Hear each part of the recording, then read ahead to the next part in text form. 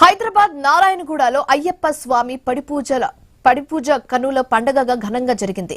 కేంద్ర మంత్రి కిషన్ రెడ్డి ఆధ్వర్యంలో జరిగిన ఈ కార్యక్రమంలో ప్రత్యేక పూజలు, హారతులు నిర్వహించారు. వేలాది మంది భక్తులు తరలివచ్చి అయ్యప్ప స్వామి దర్శనం చేసుకుని ఆధ్యాత్మిక ఆనందాన్ని పొందారు. పూజ ప్రాంగణం మొత్తం దీపాల వెలుగులతో, భక్తి భావనలతో మారుమోగిపోయింది. అయ్యప్ప స్వామి కృపతో ప్రజలందరూ సుఖ సంతోషాలతో ఉండాలని కిషన్ రెడ్డి ప్రార్థించారు.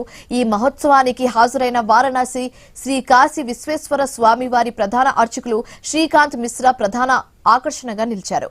ఈ కార్యక్రమంలో బీజేపీ రాష్ట్ర అధ్యక్షుడు రామచంద్రరావు, ప్రధాన కార్యదర్శి గౌతమ్ రావు, వేములు అశోక్, ఎంపీ ఈటెల రాజేందర్, మాజీ మంత్రులు తలసాని శ్రీనివాస్ యాదవ్, కృష్ణ యాదవ్, చింతల రామచంద్రం రెడ్డి, బీజేపీ ఎమ్మెల్యేలు పైడి కౌశిక్ రెడ్డి, పాల్వై హరీష్, రామారావు, పాయల్ శంకర్, ఎమ్మెల్సీలు అంజిరెడ్డి, మల్క కొమరయ్య, ఏవిఎన్ రెడ్డి పలువురు పాల్గొన్నారు.